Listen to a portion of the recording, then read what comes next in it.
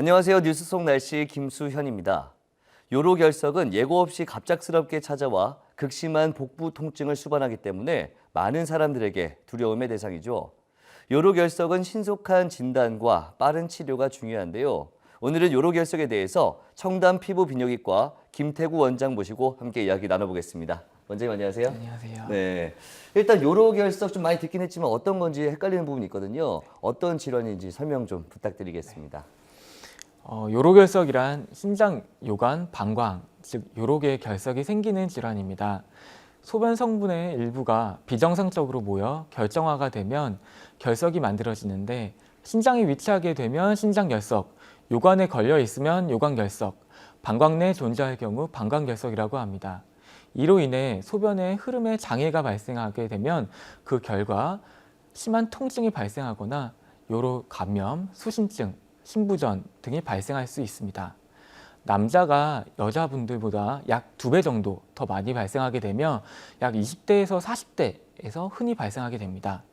비뇨기과 입원 환자의 25%가 요로결석이 차지할 정도로 비교적 흔한 질병입니다. 네, 제 주변에서도 요로결석 때문에 좀 힘들어했던 분들이 있는데 이게 굉장히 많은 큰 통증을 좀 유발한다고 들었습니다. 증상이 어떤 것들이 있을까요? 네, 그 말씀하신 대로 네, 아주 통증이 심합니다. 네, 인간이 가장 고통스럽다는 3대 통증이 있습니다. 예, 산통, 치통, 그리고 요로결석으로 인한 통증입니다. 예, 진료실에서 보면 어떤 여성분들은 요로결석으로 인한 통증이 오히려 출산의 통증보다도 훨씬 더 심하다고 호소하시는 분들이 많습니다.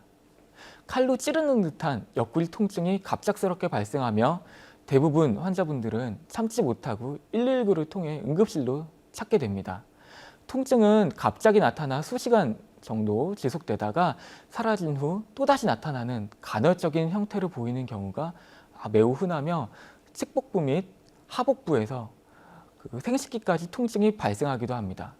그리고 요로결석으로 인한 유관적 혈뇨 및 오심, 구토 등의 소화기계 증상 또는 빈뇨 등의 방광 자극 증상도 같이 동반되게 됩니다. 네, 그렇다면 이 요로결석이 나타나는 원인들은 무엇이 있을까요? 네, 그 요로결석의 발생과 관련되는 것으로는 유전적 요인, 날씨 및 계절, 수분 섭취의 정도 및 식습관과 등과 같이 다중적 요인에 복합적으로 작용해서 발생하는 것으로 생각됩니다.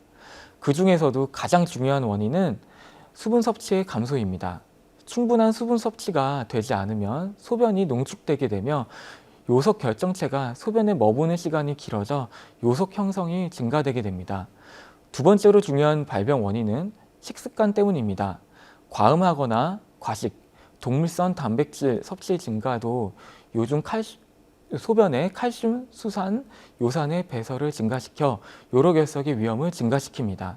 그리고 결석의 원인이 되는 인산, 수산, 요산, 칼슘 등이 많이 들어있는 음식인 시금치나 견과류, 초콜릿, 마른 오징어, 홍차 등을 많이 섭취하거나 염분이 많이 들어있는 식품인 냉동식품, 생선이나 육류의 통조림, 간장, 피클, 햄이나 소세지, 베이컨 등을 많이 섭취한 경우 발생하는 경우가 많습니다.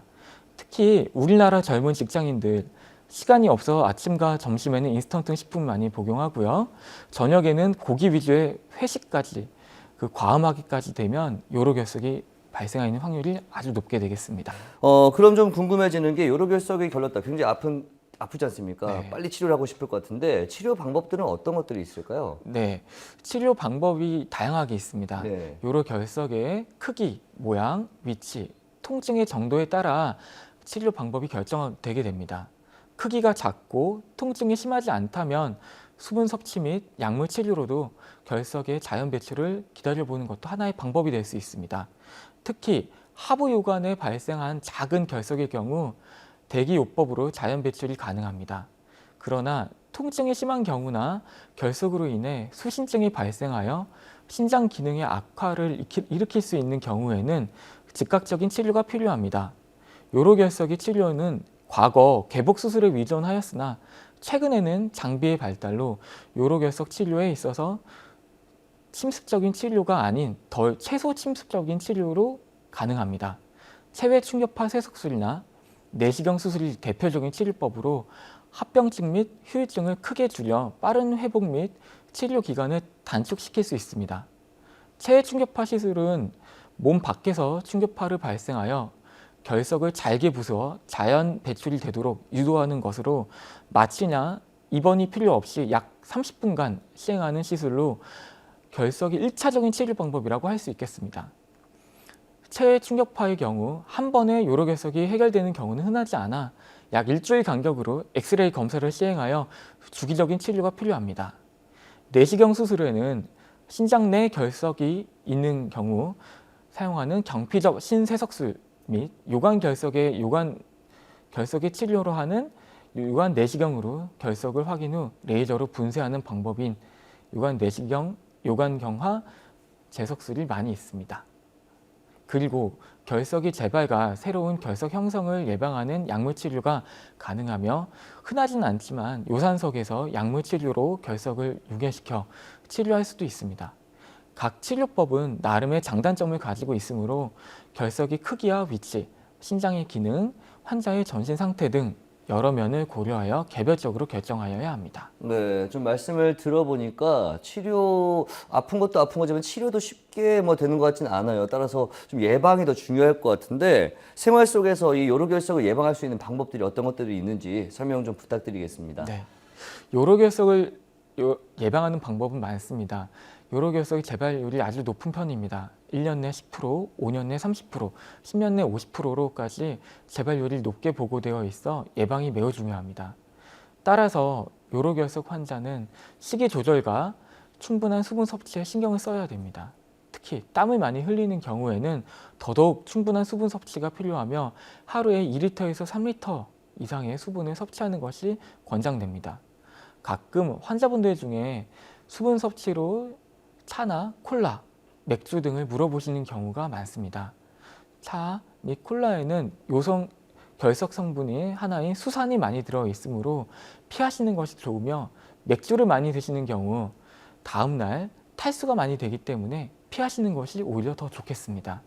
다음으로는 식이 조절이 매우 중요합니다. 염분의 과다 섭취는 칼슘류를 유발하고 구연산 배설을 감소시켜 요로결석을 발생할 수 있기 때문에 염분 섭취를 제한해야 됩니다. 즉 짜게 드시지 않는 것이 매우 중요합니다. 냉동식품이나 통조림, 베이컨, 소세지 등을 피하시는 것이 좋겠습니다. 결석의 원인이 되는 인산, 수산, 요산이 다량 함유된 음식은 자제하십시오.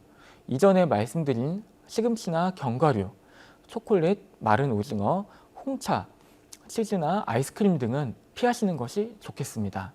다음으로는 다들 헷갈려 하시는 칼슘 섭취에 대해 말씀드리겠습니다. 요로결석이 많은 환자분들은 칼슘 섭취를 꺼려 하시는 분들이 많습니다.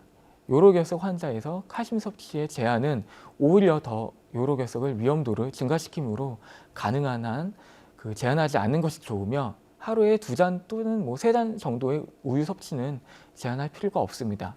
그러나 칼슘 보충제, 약제들은 오히려 더 요관결석의 위험도를 증가시키므로 피해야 합니다. 그리고 단백질은 요로결석에 잘 알려진 위험인자이므로 단백질 섭취 역시 제한해야 합니다. 즉 고기 위주의 식습관 교정이 필요합니다. 그리고 구연산은 요로결석의 형성을 억제하는 성분이므로 구연산 함유 과일인 오렌지나 귤, 자몬, 레몬 등의 시큼한 과일을 많이 드십시오. 그리고 칼륨이 많이 함유된 채소나 과일은 요관결석 예방에 도움이 됩니다. 마지막으로 요관결석의 재발이 빈번한 환자의 경우 요로결석의 예방을 위한 약물요법이 있으므로 고려를 한번 해보는 것도 좋을 것 같습니다. 네, 그렇군요. 오늘 말씀 고맙습니다. 네, 감사합니다. 네, 뉴스 송아씨 오늘 준비한 소식은 여기까지입니다. 시청해주신 여러분 고맙습니다.